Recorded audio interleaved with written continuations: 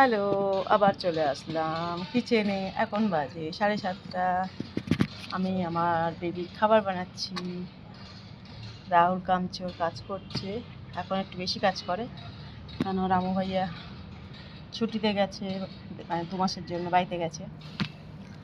তাই আমিও আমার নিজের কাজটা করতেই হয়। রামু ভাইয়া থাকলে একটুখানি হেল্প করে দেয়। আর রাহুল কামচোর তো নিজেরই কাজ করে উঠতে পারে না, আমার কাজ কি করবে।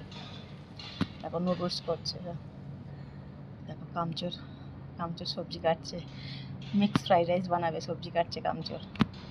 হ্যাঁ, ওকে আমি কিন্তু রসুন ছাড়িয়ে দিয়েছি, হেল্প করেছি। এই যে কেঞ্জো ভাবছে চিকেন হচ্ছে, বসে আছে। এই যে আমি বানাচ্ছি আমার বাচ্চার খাবার, মানে খিচুড়ি, ডাল চাল, রসুন, পেঁয়াজ, টমেটো, আলু, ক্যারেট, এটা হচ্ছে কি ঘি ঘি ঘি খায় আমাদের বাচ্চা। দারুণ টেস্ট হবে খাবারটা, ভীষণ দারুণ টেস্ট হবে। তাই কামচোরটাকে বলেছি একটুখানি সবজি কেটে দে, কামচোর কাটেনি আমাকে, আমি ওর সবজি কেটে দিলাম।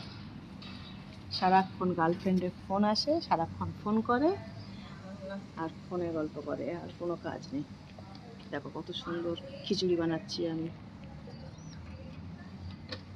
এই যে ডাল চাল ভিজিয়ে দিয়েছি, কে কে খাবে চলে আসো।